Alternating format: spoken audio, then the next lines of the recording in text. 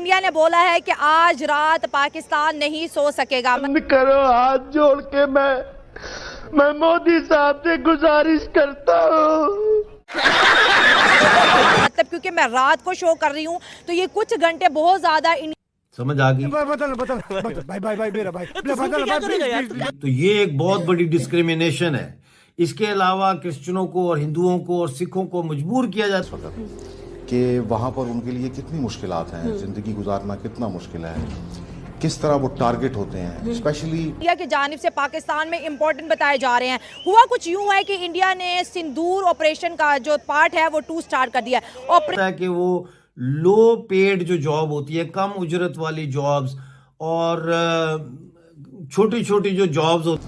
ये जो आरएसएस की हुकूमत जब से आई है, इन लोगों ने सारी माइनॉरिटीज का इंक्लूडिंग मुसलमान, बिल्कुल डर नहीं लग रहा था जंग होने वाली है। नहीं, वो देखिए आर्मी दोनों तरफ है ना, वो उनकी आवाम भी तो सो रही थी ना, इंडिया की पब्लिक भी सो रही थी, हम भी सो रहे थे इजीली। तो मिलिट्री दोनों तरफ से थी, अगर उनकी तरफ से मिलिट्री उनकी हिफाजत करी थी तो हमारी तरफ से हमारी मिलिट्री भी जो है बॉर्डर के भरोसे तुम सो रहे थे। अच्छा, बिल्कुल। और लेकिन ये है कि कहीं ना कहीं ये सिस्टम, मुझे लगता है कि ये जो मामला चल रहा है ना, जो आपने कहा कि इस टाइम इंडिया ये जो कर रहा है, ये सिर्फ अभी फिलहाल ये लगता है कि अभी पब्लिक स्टंट चल रहे हैं अभी। हमजा गलत कह रहे हो, पहले भी जब इंडिया ने मॉक ड्रिलिंग शुरू की थी अगले 12 घंटे में पाकिस्तान पे अटैक हो गया था। ये बात तो है। तो फिर आप कैसे इसको कह सकते हैं कि ये हवाई चीज है? आप मेरी बात सुने, मैं आपको सीरियस में बात कर रहा हूँ। नो डाउट हम लोग सबसे पहले ये चाहते हैं कि पीस हो, हम लोग जंग बिल्कुल नहीं चाहते, ठीक है ना, क्योंकि जितना हम लोगों ने रिलेशन बेहतर करने में काम किया है वो शायद किसी ने ना किया। दुनिया जानती है भाई, बड़ा काम और किया वो सामने, और हमने अच्छी चीज़ों पे इंडिया की तारीफ भी की है। जिस जगह पे इंडिया ने कुछ गलत, मतलब अगर कुछ हुआ है तो हमने वहाँ पे क्रिटिसाइज़ भी किया। अपने मुल्क तो हमने इतना क्रिटिसाइज़ किया था तो शायद लोग हमें कहना शुरू हो गए थे ये एंटी पाकिस्तान है, इनको निकालो, और जो उस मामला होते रहे। लेकिन अभी फ़िलहाल आप ये देखिए, ये हम लोग मेन मार्केट में खड़े हैं और आप यहाँ पे देखें कि लोग प्रॉपर तौर पर शॉपिंग करें तो आपको लगता है कि किसी जगह पर डर चल रहा है। लेकिन हाँ, इंडिया भी, अगर इंडिया कहता है कि पाकिस्तान सो नहीं पाएगा तो उनकी तरफ से जो स्टेटमेंट होती है ना, उनकी तरफ से ये स्टेटमेंट होती है कि पाकिस्तान कुछ जो है ना वो टेररिस्ट एक्टिविटीज़ में इन्वॉल्व रहा है, ठीक है ना। तो हम लोग हमेशा वहाँ पे अटैक करते हैं जहाँ पे टेररिस्ट रह रहे होते हैं, ठीक है ना। लेकिन जिस तरह उन्होंने पिछली दफ़ा अटैक किया, उन्होंने उसमें सारे शहरों में थे, हाँ, वो सिविलियन पे भी हुआ। तो एक बम बीएलए को मार देते हम खुश हो जाते। ये बात मुझे पाकिस्तान टीटीपी को पटका देते हम खुश हो जाते। यहाँ पे उनको चाहिए था कि यहाँ पे देखें, ये यहाँ पे इंडिया का नहीं, यहाँ पे हम लोग को मतलब स्टेप लेना चाहिए पाकिस्तान को।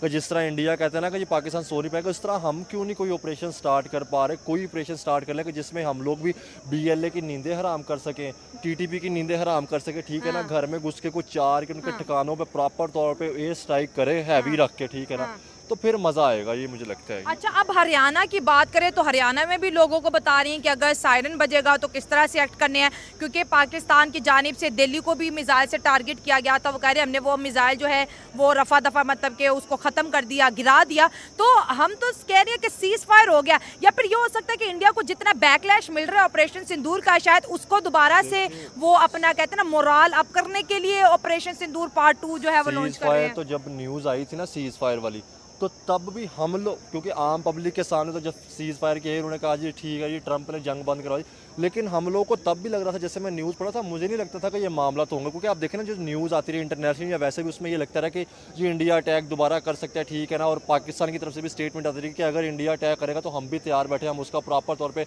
जैसे पहले जवाब दिया वैसे मुँह तोड़ जवाब दें।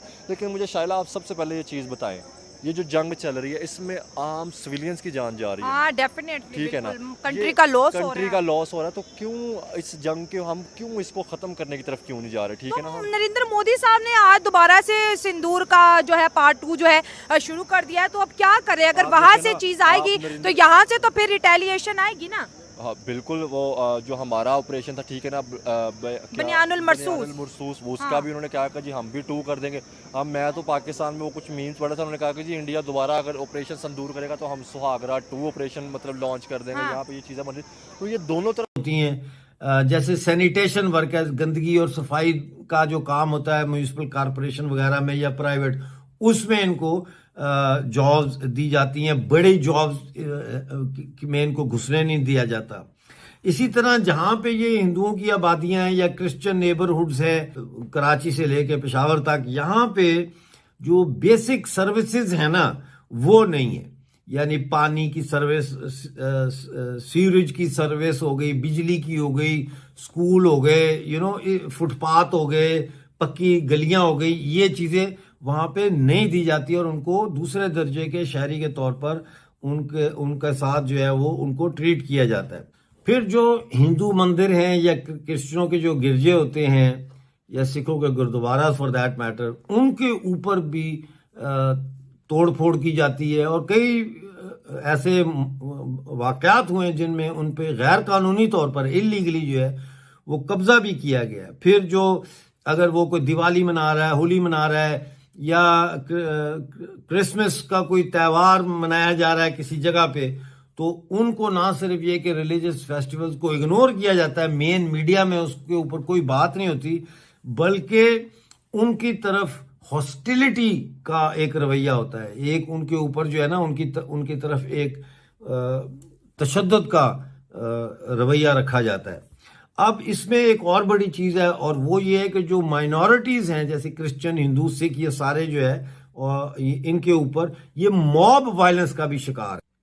और ये जो मॉब वायलेंस होता है जिसमें लोग बड़ी तादाद में जो है वो हमलावर हो जाते हैं क्रिश्चियनों पे या हिंदुओं पे, ये जो है इसका कोई चेक एंड बैलेंस नहीं है, इसका कोई सजा नहीं है, कुछ नहीं है।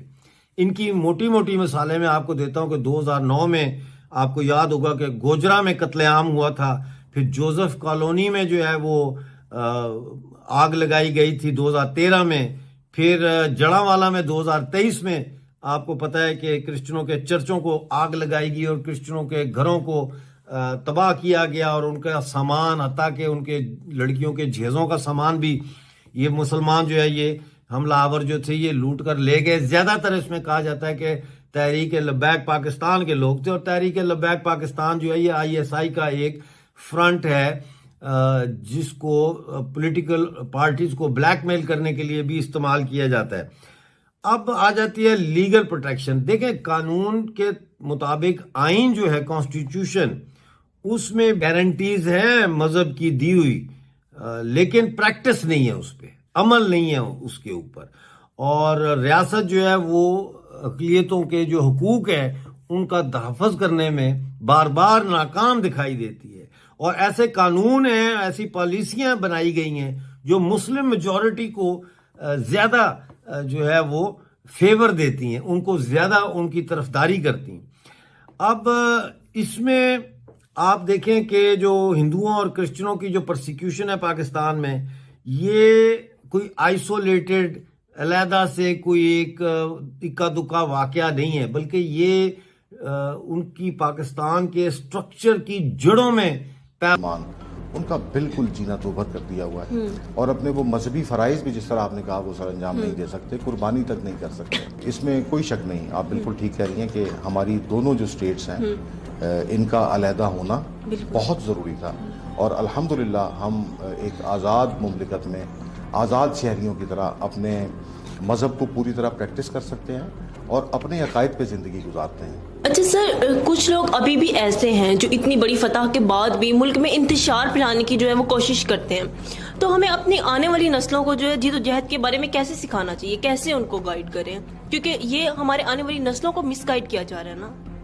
जी बिल्कुल, अनफॉर्चुनेटली जो पोलैरिटी जिसका मैंने जिक्र किया, जो आयनाइजेशन है हमारी सोसाइटी में, हम लोगों ने बहुत हार्ड लाइन स्टांस लिए हुए हैं और हम इस चीज़ को बिल्कुल सोच में नहीं ला रहे कि इसका आने वाली नस्लों पे क्या इफेक्ट होगा। एक जो बच्चा आज जिस उम्र में है और वो जो कुछ आज देख रहा है, जो कुछ सोच रहा है, वो इसको साथ लेके परवान चढ़ेगा, जवान होगा और वो यही सब चीज़ें फिर अपने बच्चों को और अपने आने वाली नस्लों को ट्रांसफ़र करेगा।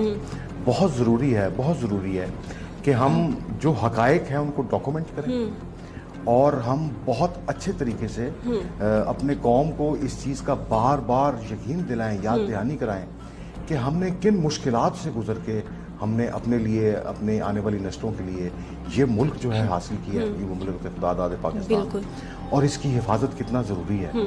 और जो कुछ हम इसको कामयाब करने के लिए जो तगदो कर रहे हैं उस सबको डॉक्यूमेंट किया जाए और आने वाली नस्लों को उसका पता लगे, एहसास हो कि हमने कितनी मुश्किलें झेली हैं इस मुल्क को जीरो से लेकर और जहां आज हम जिस लेवल पे अक़वाम आलम के सामने खड़े हैं, यहाँ तक आने में क्या क्या मुश्किलात दरपेश हुई हैं। बिल्कुल सर, हमारे पायलट्स जो एज अ हीरोज जो हैं दुनिया के सामने आए हैं। एक तो जो बॉलीवुड के हीरोज जो दिखाया जाता है फिल्मों में, उनको हीरोज बना के पेश किया जाता है, लेकिन असल में उनकी हकीकत क्या है पूरी दुनिया ने देख ली है। लेकिन जिस तरह से हमारे पायलट्स जो है ना एज अ हीरोज के तौर पर दुनिया के सामने आए हैं, पूरी दुनिया उनकी तारीफ करी है, बल्कि उनके फ़ैन हो रहे हैं। क्या कहेंगे आप इस बारे में? देखिए, सबसे पहले तो हमें अल्लाह सुब्हानहू व तआला का बहुत शुक्र अदा करना चाहिए। व तुइज़्ज़ु मन तशा व तुज़िल्लु मन तशा, इज़्ज़त देने वाली ज़ात सिर्फ अल्लाह की है।